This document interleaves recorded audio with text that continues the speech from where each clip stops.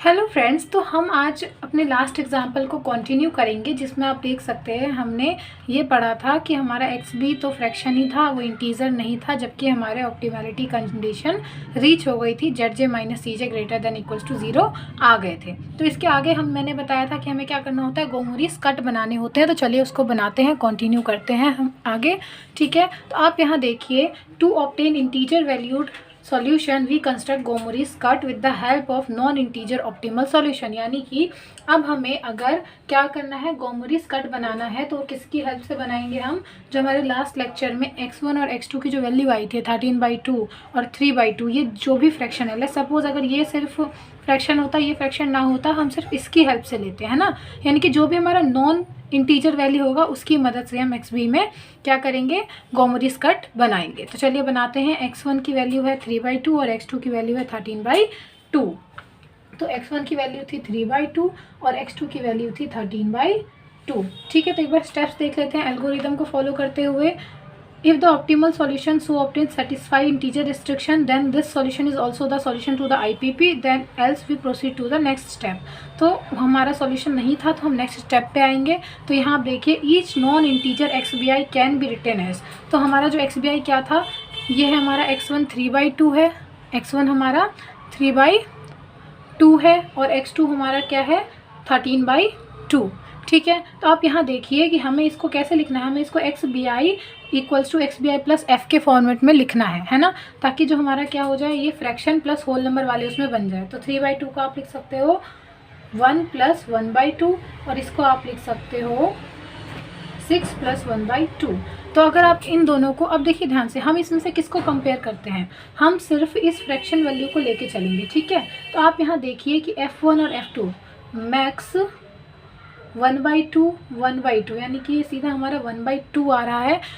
Select x B I having the largest fractional values and in case of tie choose arbitrarily. यानी कि अगर tie होता है तो उस केस में हम आर्बिट्रली चूज़ कर सकते हैं। तो हम इन दोनों के केस में लेट्स सपोज हम आर्बिट्रली x2 को चूज़ करते हैं। यानी कि हम क्या करेंगे यहाँ पे x2, यानी कि जो x2 वाला जो हमारा रो है, यानी कि ये वाला रो, इसके अकॉर्डिंग हम गोमोरिस कट अप बनाने वाले हैं। ठीक है, तो चलिए इसकी वैल्यूज़ को लिख लेते हैं। उससे पहले एक और चीज़ देख लेते हैं। Then select rth row as the source row. अब ये जो हमारा क्या कहलाएगा, ये सोर्स रो कहलाएगा, है ना। जो हम रो सिलेक्ट करेंगे x2 वाली, वो सोर्स रो कहलाएगा। और अगर इसमें कोई भी नेगेटिव वैल्यू है, जैसे कि आप ये देख लीजिए, ये वाली हमारी रो थी 0 1 1/2 -1/2 और 13/2, है ना। तो आप यहाँ देख लीजिए, ये सारी वैल्यूज पॉजिटिव हैं, बट ये वाली क्या है, नेगेटिव है। तो ये ही कह रहा है, express the negative ARJ if any in the source row as a sum of negative integer और नॉन नेगेटिव फ्रैक्शन। इसको ध्यान से देखिएगा, negative integer, whole negative integer and non negative fraction के उसमें हमें इसका सम लिखना पड़ेगा। तो ये चीज़ आपको आगे चल के समझ ना आए तो एक बार आप ध्यान से देख लीजिए। तो चलिए हम इस रो को लिख लेते हैं एक बार। ठीक है, तो चलिए लिखते हैं हम, क्या है ये, 0 x1 + 1 x2 + ½ s1 माइनस, अब देखिए -1/2 s2 है ना, तो इसको आपको कैसे लिखना पड़ेगा, प्लस -1/2 को आप कैसे लिख सकते हैं, आप इसको लिख सकते हैं -1 प्लस में 1/2, यानी कि नेगेटिव क्या है, नेगेटिव इंटीजर और पॉजिटिव फ्रैक्शन की मदद से आप इसको लिखेंगे। तो आप इसको लिखेंगे -1 प्लस में ½ s2। ठीक है, इक्वल्स टू क्या है आपका, आप यहाँ देख लीजिए क्या है यहाँ पे 13/2, क्या है 13/2, है ना। ठीक है, तो आप यहाँ लिख देंगे हम इक्वल्स टू 13/2। अब 13/2 को भी आपको किसके ऐसे लिखना पड़ेगा, तो यहाँ देखिए ध्यान से, x2 + ½ s1 plus -1 + 1/2 s2 equals to क्या लिखेंगे आप इसे, 6 + 1/2। ठीक है, क्लियर है। तो अब आपको सिर्फ फ्रैक्शनल वैल्यूज़ का यूज़ करके लिखना है। तो यानी कि 1/2 s1, ये तो इंटीजर वैल्यू नहीं लेंगे, इसको भी नहीं लेंगे, हम लिखेंगे फिर प्लस 1/2 s2 इक्वल्स टू, ये फ्रैक्शन वैल्यू हम सिर्फ लिखेंगे। ठीक है, अब जब हम इसे लिखते हैं ना, तो ये ग्रेटर देन इक्वल्स टू, ध्यान रखिएगा इस बात का, ग्रेटर देन इक्वल्स टू ही रहेगा ऑलवेज। ऐसा नहीं है कि इस क्वेश्चन में मैंने ग्रेटर देन किया, अगले में मैं लेस देन कर दूंगी, ऐसा पॉसिबल नहीं है, ग्रेटर देन रहेगा। और मैंने आपको बताया था कि हम डुअल से सॉल्व करते हैं ना, तो डुअल के लिए आपको पता होना चाहिए कि less than greater than equals to को हम क्या करते हैं, लेस देन इक्वल्स टू में हम कन्वर्ट करते हैं। ठीक है, तो चलिए इसको कर लेते हैं। तो इसको लिए हमें कुछ भी नहीं करना है, बहुत आसान है। इस पूरी टर्म को माइनस से मल्टीप्लाई कर दीजिए, इसको भी कर दीजिए और इसको टर्न कर दीजिए। तो ये हो गया minus S1 minus 1/2 S2 less than equals to minus 1/2। ठीक है, अब यहाँ देखिए आप, ये इनइक्वालिटी में है तो इसको इक्वालिटी में स्टैंडर्ड फॉर्म में लिखेंगे हम। तो चलिए लिख लेते हैं यहाँ से हम minus 1/2 S1 minus 1/2 S2 equals plus S3 equals to minus 1/2। अब यही जो हमारा है, यही क्या कहलाएगा, कट 1 यानी कि गोमोरीज कट। यही क्या कहलाता है, आपका गोमोरीज कट कहलाता है। Adding this additional constraint at bottom of optimal simplex table, यानी कि अब जो हमारा सिंप्लेक्स टेबल है, ठीक है, उसी के हम बॉटम में ऐड करेंगे। And solve using dual simplex, यानी कि अब क्या करना है, जो आपका प्रीवियस वाला यानी कि ये वाला जो टेबल था जो हमने लास्ट लेक्चर में फाइनलाइज किया था, इस टेबल के ही सारे कंटेंट लिखने हैं आपको। चलिए बना लेते हैं और फिर एक लास्ट में हम कंस्ट्रेंट ऐड करेंगे गोमरी का। ठीक है, तो x2 है, x1 है, सिमिलर, जल्दी से बना लेते हैं हम। ठीक है, तो हमने यहाँ पे अपनी सारी वैल्यूज़ लिख ली है as it is this table, सब कुछ हमने लिख लिया, जो भी डेटा था हमारे पास। सिर्फ हमें अब क्या करना है, S3 जो हमने नया ऐड किया है ना, तो S3 आपका बेसिक में भी, बेसिक वेरिएबल में भी जाएगा और यहाँ पे भी जाएगा S3। ठीक है, तो आप देख लीजिए कि आपका x2 x1 और S3 बेसिस बना रहे हैं। तो यानी कि हमारे जो भी है, अब देखिए आप ध्यान से, ये इसके जो वेरिएबल्स आप फिल करेंगे ना, वो आप किसके बेसिस पे करेंगे, आप करेंगे उसको इसके बेसिस पे। यानी कि आप देखिए यहाँ पे S1 क्या है, माइनस 1/2, S2 क्या है, माइनस 1/2।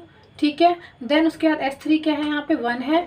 और अगर आप देखें तो क्या इस वाली, हमारी इस वाली मैट्रिक्स में S3 था ही नहीं, इस वाले कंस्ट्रेंट में तो 0 S3, यहाँ पे भी 0, और ये इस वाले में आपके पास x1 और x2 नहीं है, तो ये भी आपके 0 आ गए एंड कॉस्ट भी इसकी 0 आ जाएगी। तो ये बन गया आपका टेबल। और यहाँ पे हम क्या करेंगे, ये वाली वैल्यू माइनस 1/2 हमने यहाँ पे फिल कर दिया है, लिख दिया है। ठीक है, आई होप आपको ये क्लियर है। अब हमें क्या निकालना है, ZZ निकालना है। 4 × 0 प्लस 2 × 1 प्लस 0 × 0, तो क्या आ जाएगा, ये 2। अब ये क्या आ जाएगा, 4। इसको इसकी बात करें तो यहाँ पे आ जाएगा 1, यहाँ पे भी आ जाएगा 1 और यहाँ पे भी आ जाएगा 0। ठीक है, अब ZZ माइनस CJ, तो फिर 2 में 2 है 0, 4 - 4 0, 1 - 0 1 1 एंड यहाँ 0। ठीक है, अब आपको निकालना होता है, ध्यान दीजिए, बस यही समझने की बात है कि मैंने कहा था कि आप डुअल सिंप्लेक्स से सॉल्व करते हैं ना। तो सिंप्लेक्स में हम सबसे पहले क्या निकालते थे, एंटरिंग वेरिएबल निकालते थे, है ना, ZJ माइनस CJ की हेल्प से, और इधर मिनिमम रेशियो निकालते थे। बट यहाँ उल्टा करना है, यहाँ हमें क्या करना है, क्यों, क्योंकि हम डुअल सिंप्लेक्स लगा रहे हैं। क्या लगा रहे हैं, डुअल सिंप्लेक्स। तो डुअल सिंप्लेक्स में पहले आप क्या करते हैं, लीविंग निकालेंगे। तो लीविंग कौन सा होगा, जो भी है नेगेटिव फ्रैक्शन आता है ना हमारा गोमरीज की हेल्प से, वही हमारा क्या होता है, लीविंग होता है। यानी कि ये लीविंग होगा, यानी कि S3 यहाँ से क्या करेगा, लीविंग होगा, यानी कि S3 क्या करेगा, लीविंग वेरिएबल की तरह एक्ट करेगा। अब निकालेंगे हम एंटरिंग। ठीक है, तो एंटरिंग के लिए ध्यान रखिए कि आप यहाँ कैसे निकालेंगे। एंटरिंग के लिए जो रेशियो का फॉर्मूला है, रेशियो इक्वल्स टू होता है ZJ माइनस CJ अपॉन में जो भी आपका क्या है, लिविंग वेरिएबल है, यानी कि S3। जहाँ पे ध्यान रखिएगा, जो S3 है वो क्या होना चाहिए, लेस देन 0। सिंप्लेक्स में क्या था, ग्रेटर देन 0 था ना, बट यहाँ क्या है, लेस देन 0। यही डुअल सिंप्लेक्स और सिंप्लेक्स में कुछ डिफरेंसेस आपको देखने होते हैं। ठीक है, तो चलिए निकाल देते हैं। तो ये देखिए, ये हमारा नेगेटिव है, ये नेगेटिव है, यानी कि इन दोनों के लिए हम निकालेंगे 1 - 2 and this is also your -2। ठीक है, हमने क्या किया, हमने कुछ नहीं किया। 1 अपॉन में -1/2, 1 अपॉन में -1/2, तो -2 आ गया। ठीक है, अब यहाँ देख लीजिए, आपको ये ध्यान रखिएगा, आपको मैक्सिमम निकालना होता है। क्या निकालना होता है, maximum of these two ratios, है ना। तो मैक्सिमम ऑफ -2 तो अगेन यहाँ पे क्या है, आप किसी को भी चूज़ कर सकते हैं। तो मैक्सिमम ऑफ -2 ठीक है, तो अब हम यहाँ पे क्या करते हैं, लेट्स सपोज हम इसको एंटर करवाएंगे S2 को। ठीक है, तो हम S2 को एंटर करवाते हैं, तो ये आ गया आपका S2 एंटरिंग वेरिएबल आ गया। S2 क्या आ गया, एंटरिंग वेरिएबल। तो नई टेबल में आप क्या करेंगे, S2 को एज ए एंटरिंग लिखेंगे। तो चलिए लिख लेते हैं, बेसिस में क्या है, x2 x1 और लीव कौन कर रहा है, S3, इसकी जगह आ जाएगा S2 x1 x2 S1 S2 S3, सब कुछ वही चीज़ें आ जाएंगी। 4 2 और S2 क्या था, S2 भी हमारा 0 था, यहाँ पे आ जाएगा 2 4 0 0 0। यहाँ हम निकालेंगे XB। ठीक है, अब देखिए ध्यान से, ये क्या है आपका, सेम उसी तरीके से होगा, सिंप्लेक्स ही। ये है आपका pivot row and this is your column, है ना। ठीक है, तो -1/2 का आपको क्या करना होगा, यहाँ पे -1/2 का आपको करना है 1। ठीक है। तो पाइवट एलिमेंट को 1 करना है ना, तो बताइए इसको किससे मल्टीप्लाई करूँ कि 1 हो जाए, -2 से ना। तो आप इसको -2 से मल्टीप्लाई करेंगे तो पूरे को आपको -2 से मल्टीप्लाई करके लिखना है। तो 0 × -2 0 0 एंड यहाँ पे फिर क्या आएगा आपका, यहाँ पे आ जाएगा 1, ठीक है, यहाँ पे 1 आ जाएगा। देन यहाँ पे क्या आ जाएगा आपका 1 एंड यहाँ पे आ जाएगा -2 एंड अगेन -1/2 इंटू -2 क्या आ जाएगा यहाँ पे आपका 1, ठीक है। ये हो गया। अब आपको ये वाली वैल्यूज़ निकालनी है, ठीक है। तो इसके लिए चलिए अब हम क्या करते हैं, हम एक पेज ले लेते हैं, उसमें अपनी ओल्ड वैल्यूज़ को लिख लेते हैं। तो अब लिख लेते हैं हम ओल्ड वैल्यूज़ 0 1 1/2, ठीक है। रो ऑपरेशन से सॉल्व करें, -1/2 0 13/2, ठीक है। अब मुझे बताइए कि मुझे क्या करना है, इसको मुझे क्या करना है, 0 करना है ना, ठीक है। तो इसको 0 करने के लिए मैं किससे मल्टीप्लाई कर दूँ, -1, इसको 1 को किससे मल्टीप्लाई कर दूँ कि ये जो है हमारा 0 हो जाए। तो 1/2 से है ना, तो इन सबको 1/2 से मल्टीप्लाई करके लिख देते हैं। 0 × 1/2 0, यहाँ भी 0, यहाँ क्या आ जाएगा 1/2, यहाँ क्या आ जाएगा माइनस, यहाँ आ जाएगा 1/2, 1 × 1/2 है ना, 1/2, ठीक है। अब यहाँ क्या आ जाएगा आपका -2 × 1/2 इज़ व्हाट, -1 एंड देन यहाँ पे 1/2। इसको सॉल्व करेंगे आप तो यहाँ क्या आ जाएगा 0, ठीक है। फिर यहाँ 1, यहाँ आप देख लीजिए 2/2 यानी कि 1, यहाँ 0, फिर यहाँ क्या है -1 और यहाँ आ जाएगा आपका 7, ठीक है। क्लियर है। तो चलिए इसको हम लिख लेते हैं अपने टेबल में।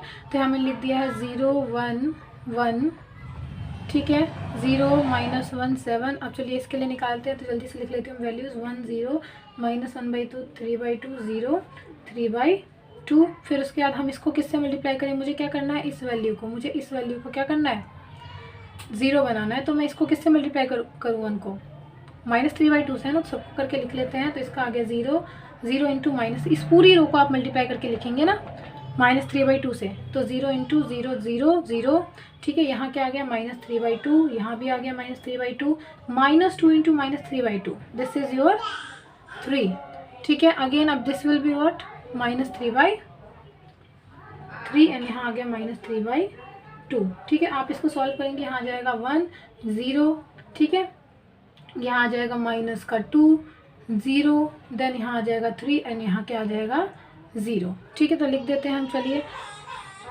1 0 -2 0 3 0। तो ये हमारी टेबल कंप्लीट हो गई। एक जेड से निकाल लेते हैं, तो यहाँ से आ जाएगा 2। अब हमने इसके अकॉर्डिंग यहाँ सारी x1 की वैल्यूज़ को लिख दिया है, ठीक है। अब जेड से निकालते हैं, तो यहाँ 2 आ गया, देन इसका आ जाएगा यहाँ से 4, यहाँ से क्या आ जाएगा आपका 4 - 4 यानी कि यहाँ 0, अगेन यहाँ पे 0, यहाँ आ जाएगा 2 एंड यहाँ 7 4 28 एंड प्लस 0 0 28 आ गया, ठीक है। ZJ - CJ 2 - 2 0 4 - 4 0, देन यहाँ अगेन 0 - 0 0 0 और यहाँ क्या आ गया 2 आ गया, ठीक है। तो अब यहाँ देखिए आप, as all ZJ - CJ is greater than equals to 0 and also all XBI यानी कि ऑल XBI आर इंटीजर्स, ठीक है। तो यानी कि हमारा क्या हो गया है, ऑप्टिमैलिटी रीच हो गई है एट किस पे, x1 = 0 एंड x2 = 0 x2 = 7 पे। अगर हमें मैक्स z निकालना है तो हम इन वैल्यूज़ को पुट कर देंगे, 2x1 यानी कि 20 प्लस में 4x2 यानी कि 47, तो यहाँ से आ गया आपका मैक्सिमम z = 28। तो ये हो गया है हमारा गोमरीज कटिंग प्लेन मेथड बिल्कुल सॉल्व। तो आपने देखा होगा, एक समरी देख लेते हैं, हमें कुछ भी नहीं करना है, जस्ट हमें पहले सिंप्लेक्स मेथड निकालना है। जब सिंप्लेक्स मेथड ऑप्टिमल आ जाता है, उसके बाद आपको क्या करना है, वहाँ से फ्रैक्शनल वैल्यू जो होती है आपकी XB, उसकी मदद से आपको क्या करना है, गोमरीज कट बनाने हैं। देन गोमरीज कट के कंस्ट्रेंट को आपको एक नई टेबल में ऐड कर देना है। देन डुअल सिंप्लेक्स लगा के आपको नया टेबल बना लेना है और उसको आपको सॉल्व करना है जब तक ZJ - CJ greater than equals to 0 नहीं आ जाता। जब आ जाएगा तो अगेन आपकी ऑप्टिमैलिटी रीच हो गई है। फिर से चेक कीजिए कि XB क्या है, आपका इंटीजर है या नहीं है। इंटीजर है तो हमारा सोल्यूशन आ गया है। Thank you.